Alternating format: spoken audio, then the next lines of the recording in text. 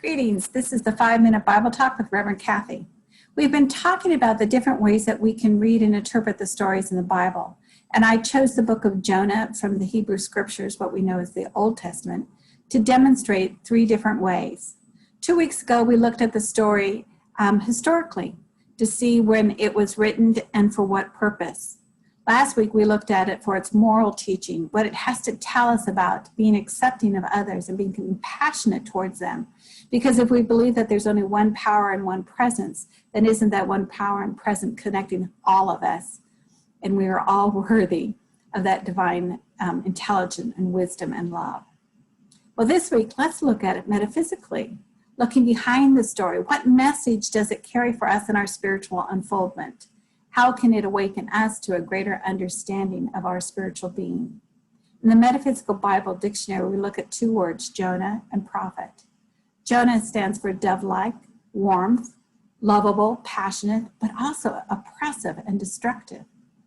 Prophet is that which is within us that discerns the working of the law, of divine law. And so your divine nature, the highest plane of consciousness, sees and declares ultimate good and peace. The human intellect or personal plane, well, it has the penchant for being oppressive and destructive, and it can declare error and disaster continuously if we're not careful and aware. And when that personal plane is used without divine love, it fixes a person in bondage to the belief of cause and effect, where error cannot be redeemed or forgiven.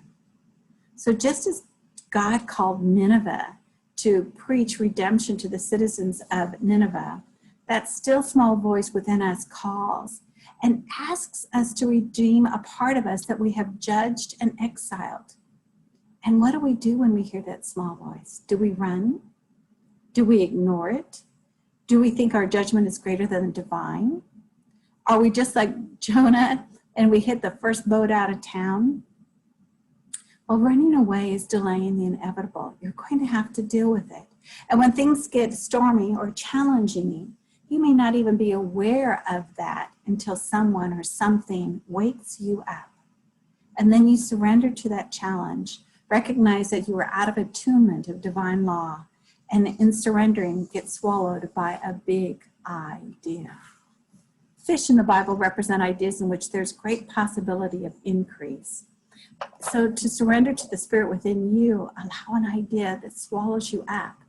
You open yourself to the guidance and see the good that God has for you. And sometimes, have you ever gotten what you prayed for and then been angry that it came to pass?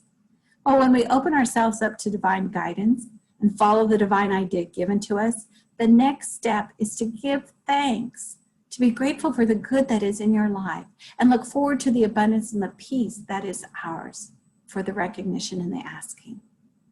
A true prophet sees what the divine sees, that only good is true, that error, judgment, and evil pass away.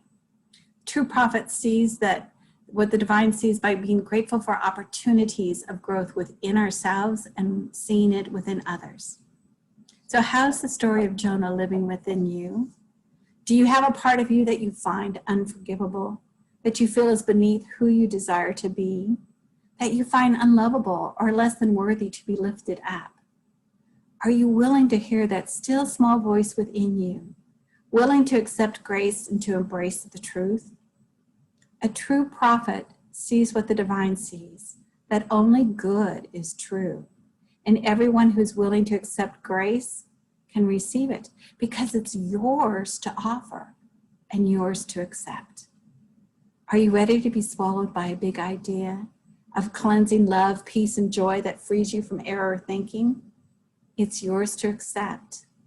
It's yours to be. Blessings.